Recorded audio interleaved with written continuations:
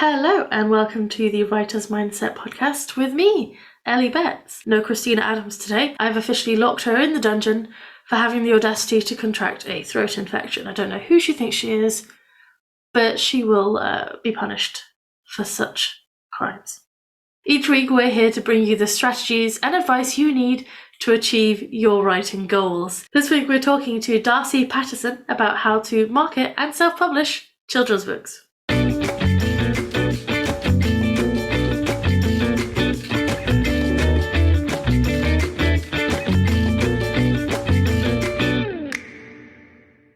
Children's book author and indie publisher Darcy Pattison writes award-winning fiction and non-fiction books for children. Her works have received starred PW, Kirkus, and BCCB reviews. Awards include the Irma Black Honor Award, 5 NSTA Outstanding Science Trade Books, Eureka Nonfiction Honor Book, 2 Junior Library Guild selections, 2 NCTE Notable Children's Book in Language Arts, and a 2021 Notable Social Studies Trade Books. She is the 2007 recipient of the Arkansas Governor's Arts Award for Individual Artists for her work in children's literature. A big thank you to all our listeners who support us on Patreon. I hope you've been enjoying all of the bonus content we've been releasing so far this year for you. As a patron, you'll get early access to episodes, bonus content, and our undying gratitude for supporting all the work that goes into creating these episodes to inspire and motivate you. To find out more, visit patreon.com/writersmindset. As a little side note today, instead of our usual weird and wonderful games that Christina and I like to do, I like to remind you all about our Facebook group. You can find it by going to writerscookbook.com/Facebook group. In there we have accountability threads, we have whingy threads where we get annoying things off our chest, and generally it's there to support each other and really encourage each other and celebrate our wins. So if you like the sound of any of that, or even want to ask us some questions on Facebook, head over to writerscookbook.com/Facebook group to do so. You should also know that this interview was recorded before Christina so rudely lost her voice. With me today is Darcy Pattison. Welcome to the Writer's Mindset. Thanks. It's great to be here. So can you just tell our listeners a little bit about who you are and what you do, please? So I write children's books. That's all I do. I have about 55 books out now, both fiction and nonfiction, picture books and novels. Very nice. So how did you get into writing children's fiction? In 6th grade, I read Lord of the Rings. And I thought then I would like to be on the flip side of that story. I'd like to be the one writing that story. So I didn't do anything until I had children and started reading books to them. And then it just happened that I started writing and liked it and I just never stopped. That's great. What made you decide to go indie then? Because that's quite a challenging path for children's authors from what I've heard. It is challenging. I have about 8 books out with traditional publishers, and I'm really glad I did that first because one of the important things you learn is the importance of quality. You understand that they push to get the very best book possible because it's important. But there was a point at which I had not had any sales in a little while, and I was at a point where I realized I was either going to die creatively and have to do something else, or I had to dig in and decide that I would bring my books to market myself. And that's what I ultimately decided to do. I decided that no one cares about my books as much as I do. No one cares about those stories as much as I do, and that I could figure it out and I could bring them to market and find readers that wanted to read those books. So it's been an 8-year journey, but a lot of fun. So you started indie publishing 8 years ago, you said, right? Yes. What changes have you seen in the industry since then? Well, when you first started out 8 years ago, there was a lot of discrimination against self-published books. But because I'm traditionally published also, I just sent my books where they needed to go. I never really felt inferior. I never let my books be treated as inferior. So it's a little bit easier now because self-publishing is a more respected route. It's still in some places is not, but it's a more respected route than it used to be. That's one of the big differences is the amount of respect you get. Yeah, I've definitely noticed that as well. When I first started, I was part of quite a literary crowd. And Yes. You said you wanted to self-publish and you'd get kind of a look. Yes, absolutely. But I had a good reputation as a teacher. I had been teaching novel revision classes. So to come, you had to have a full draft of a novel. We'd spend the weekend talking about how to revise your novel. That was very well respected. So when I did it, my first published picture book got a starred review in Publishers Weekly, and people don't know what to say. I say, well, it has a starred review from Publishers Weekly. They go, oh, I've never gotten one of those. And so just from the beginning, it's very hard for them to come back and tell me that I'm doing really bad stuff, because I wasn't. Did you find that background as a teacher helped you in any way writing for children, whether the fiction or the nonfiction side? Well, so I'm a teacher of writing. I've done retreats for different organizations. I did teach at a university, creative writing, but mostly freshman composition, that basic class everyone has to take. So it has helped me in some ways, just to reach for that quality again. That sort of thing. But as far as the business side of it, it's not helped much at all. In fact, I wish I'd taken accounting classes. I wish I had taken more business classes. Oh, yeah. Yeah, I think if you've got that business background, indie publishing comes a little bit easier, or if you're more open to the businessy stuff, because I mean, as a creative, some of us just struggle with that side of things, right?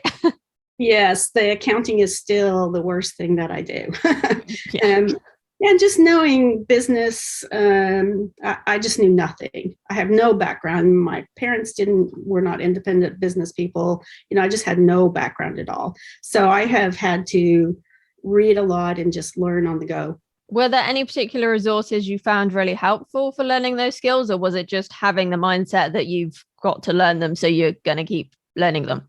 Sort of that mindset. So every time I would go somewhere, I would, and I had to travel on a plane or something, I would stop at the bookstore at the airport and buy a business book.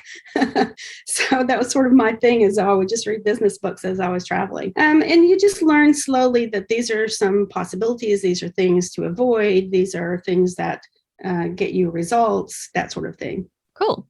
Going back to actual writing children's fiction then, what would you say is the hardest part of writing for children? The hardest part is just wrapping your head around who your audience is.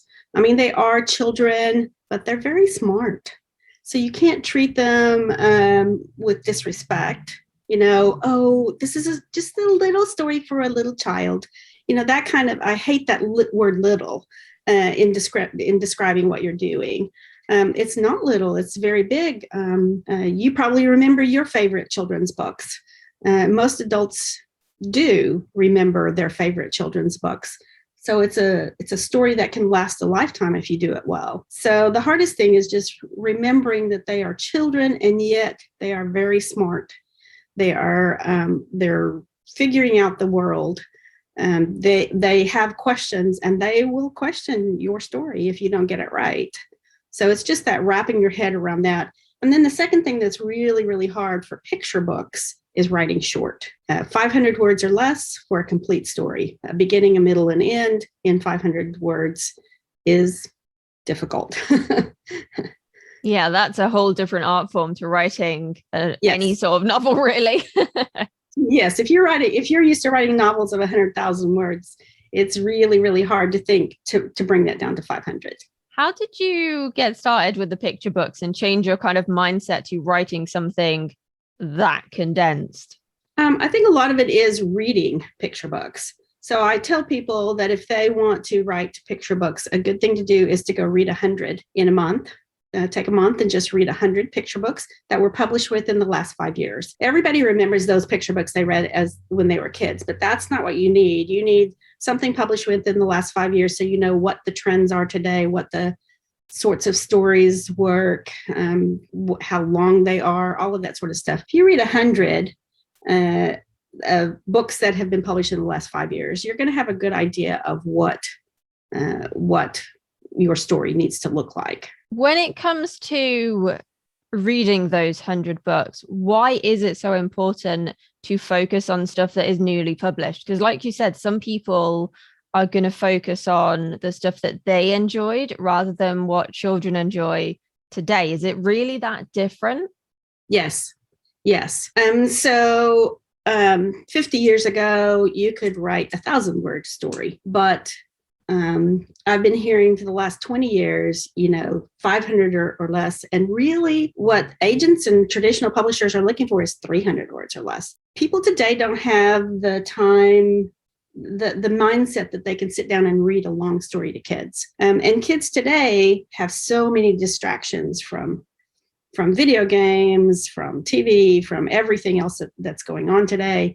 They have too many choices. So if you make it a really long story, it's not going to get read. Has knowing how short attention spans are getting changed how you write any of your books? Fiction books, yes. The nonfiction is a little bit different, but for the fiction books, yes, I try to. So one of the things with picture books especially is you're working with an illustrator. So you have to do what people call leaving space for the illustrator. So you have to suggest something. But for example, if you have a policeman, you wouldn't say he's 6 foot tall and he's got this uniform on that's whatever color it is. Instead, you would just say the policeman said. You cut down all of that stuff and leave all the visuals then to the illustrator. And so you're really thinking in terms of, if you think of good writing has the 5 senses, what you see, hear, smell, touch, taste, feel. I almost always cut out almost all the visual because that's the illustrator's job, but I get the other senses. So I try to put in instead sensory details like what you hear, things like that, because that's harder to put into the visuals. So you're always thinking in terms of what the illustrator can do and what he can't do, and you add that. But that allows you to cut out all that description. Is that hard to let go of that control of kind of one aspect of your book, something that's going to be quite a big part of it? For some people it is. It seems to be a normal thing for me. When I see a piece of art from a story that I've written, it's sort of the death of this book in my mind and the birth of this new book. And almost always the new book is better. The illustrators just know how to think visually. I don't. I know how to think in these other terms. What does it sound like? Things like that. But I don't think visually in the same way that an illustrator does. So it's fine. I don't mind. That makes sense, because sometimes you're just wired a certain way. So it's easier to do one thing than the other. And some people are lucky enough to have both, but it's just, we all think slightly differently, right? Now, I am really picky when I pick out an illustrator. Because I'm also the art director as a self-publisher. So I'm very, very picky, and it takes me sometimes a long time to find the right illustrator for a story. But it's worth taking that time, right? Oh, absolutely. Yes. The illustrations are very important. So you've got to find a great illustrator that fits within your budget, because you have to think business also. Definitely. When it comes to that business side of things and actually marketing your books, is it more important to market that children's fiction towards parents and guardians or teachers, or towards the children themselves? So when you write a children's book, there's 2 audiences. One is the child reader, and the second is the adult who will buy it for them. So when you're setting up your publishing company, you need to very distinctly distinguish for yourself who is your audience, and especially who is the audience who will buy. For me, I think in terms of teachers. I don't think in terms of parents. So I'm always trying to make sure that a story, especially the nonfiction, will fit into the curriculum here in the United States. It's got to be curriculum related in some way, and yet fun and different, and not something that would be a textbooky, but some really fun sort of addition to what they would normally do. So I'm really thinking in terms of teachers mostly. That's really interesting. It's not something I ever have to think about because obviously I write for adults. So it is a lot easier when you're marketing to adults because... Oh, absolutely. Yeah. There aren't quite as many layers to it, if you will. Yes. And yet still the story has to appeal to the kids because the adults will not reread it or spend the money to buy it if it's not a child-friendly story. Yeah. Definitely. Do you ever put like little jokes or comments in there that the children might not get that the adults will? Like a lot of the Pixar films have things you don't get when you're like 5, but you'll get when you're like 15 or 25 or something. Yeah, Shrek, movies like that have so many layers to it. And I'm not so great at that. I do it occasionally, but I really am thinking about that child reader. So I'm not so worried about those layers, but it's definitely a strategy that does work for some people. And you can do that if you want to. Yeah, I think that's probably easier in longer stuff where you've got more room to play about, if you will.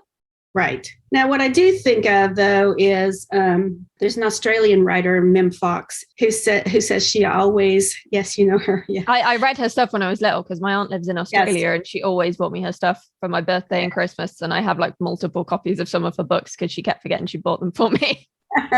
Yeah, she's great. She always talks about writing for the child in the lap. And what she means by that is you always remember that if it's a story for younger kids, especially preschool or just early elementary, you're sitting very close to that child.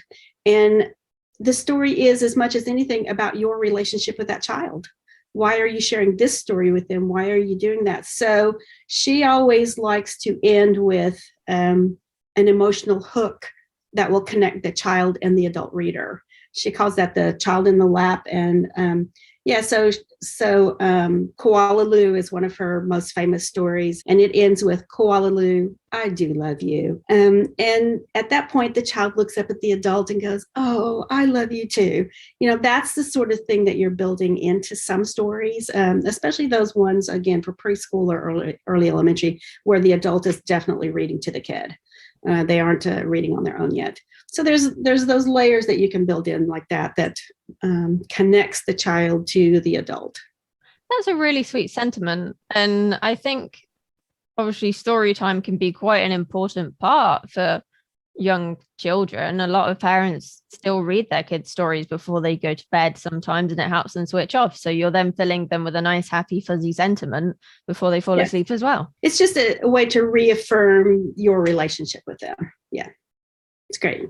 When it comes to the marketing techniques, what have you found to be the best ways to market children's books? Oh, well, it's very difficult. You do all the things that adult people do. I do Amazon ads. I do look for reviewers to make sure that when a book comes out, it has as many reviews as possible. I do all of those same sorts of things. And sometimes they work for children's books and sometimes not. It just varies. And so knowing that I'm looking for teachers, a lot of times I'll do guides to using the book in the classroom, that sort of thing. Like if it's for a science classroom, I will talk about, for example, one of the things kids learn in about second grade. Well, in the US, there's a national science standards. So you go to those and you go in the second grade, the kids have to learn that the life cycle of a plant. It starts with a seed, it grows, then it has fruit. And so I would do lesson plans for the teachers that has that sort of thing. And that works sometimes. And then the other thing I do, I know this is crazy, but I look for awards from Teachers Association. So I have 5 National Science Teachers Association Outstanding Science Trade Books of the Year. So I'm looking for those places where teachers are specifically looking at children's books to use in the classroom and going, these are some great ones. And I find that helps me a lot. Do you ever, pre-COVID, go into classrooms and teach workshops or just work with the children and read the book with them, that sort of thing?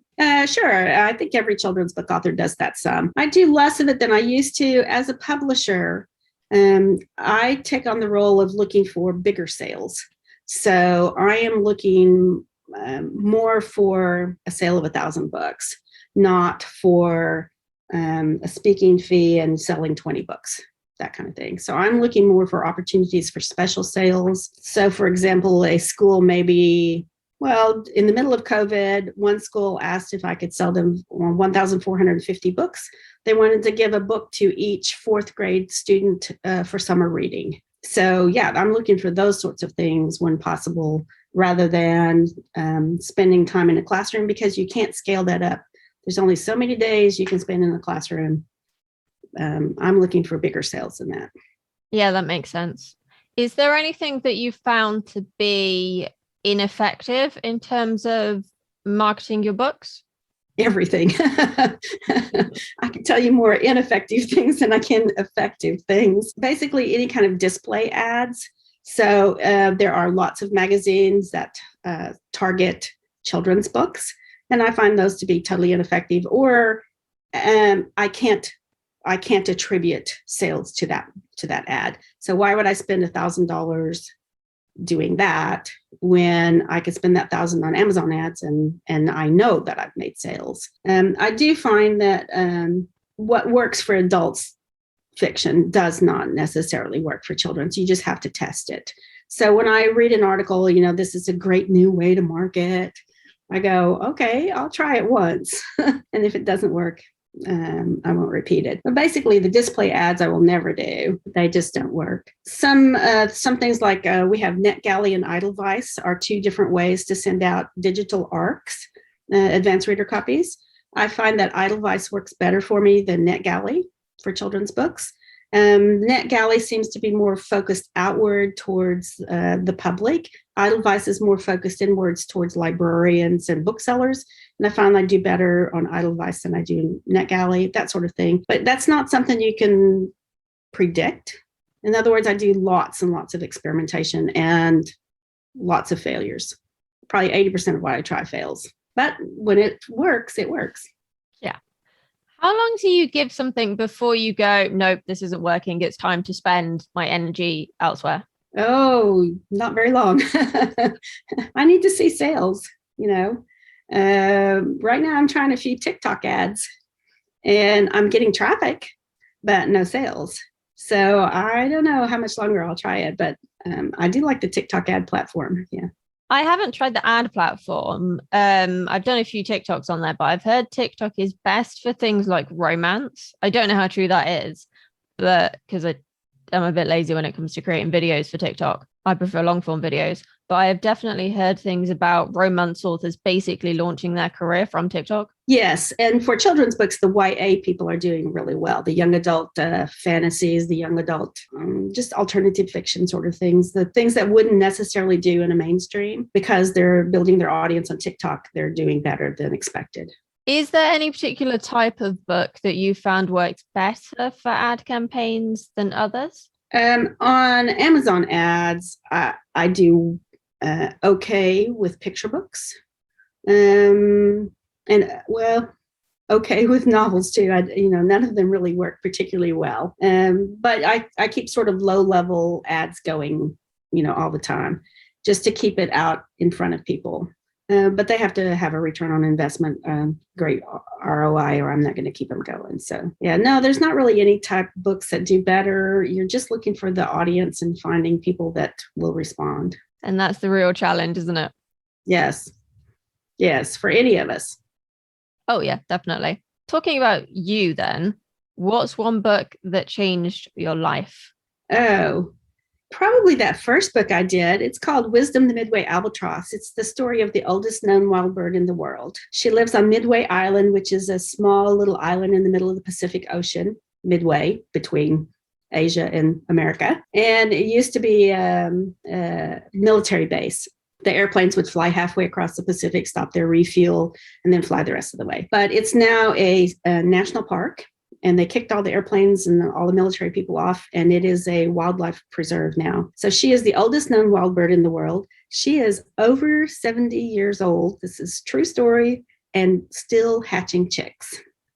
Wow.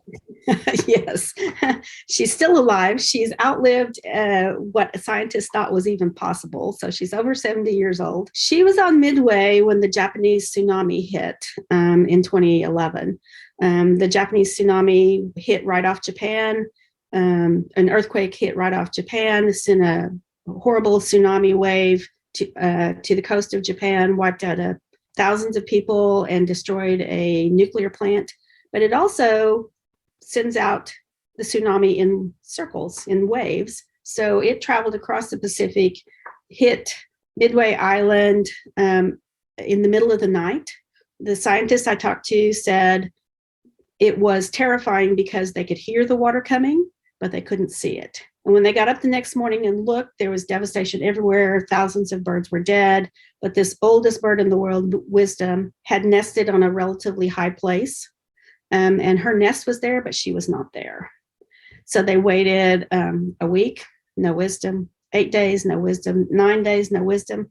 On the 10th day, she came back. So after that, I heard that story. I wrote the story. A friend of mine who's a great illustrator, Kitty Harble, illustrated it. And that book got the starred review in Publishers Weekly. And when it got the starred review, it was very, very important to me. It was not only can I do the technical things behind the picture book, not only can I do all of that technical stuff, but I can do it with quality. I can compete on a quality level with any publisher anywhere. A starred Publishers Weekly review was, yes, it changed my life. Yes. That's really cool. I love that you incorporated the fact into what you were writing, because that's the kind of thing I'd probably read an article on, but it would never occur to me to turn something like that into a book for children, but they're probably going to find it just as cool as I would. Yes, the kids love the science. And then the science teachers, of course, bring it to them. Yeah. Yeah. So it's a great kind of story for kids. And that's the kind of things I'm looking for in the science books that I write. It's something that's just really cool, just fascinating. 70 years old, still having chicks. That's like their grandmothers would still be having babies. I mean, they really can relate to that sort of thing. Yeah. And then add in the tsunami, which scares every kid these days because they've seen it on media. So yeah, it was a great story. It sounds like it. Where can our listeners go if they want to find out more about that book or you or any of your other books? So they can go to my website, mimshousebooks.com, MIMSHOUSEBOOKS.com. And that's where they'll find most of my books.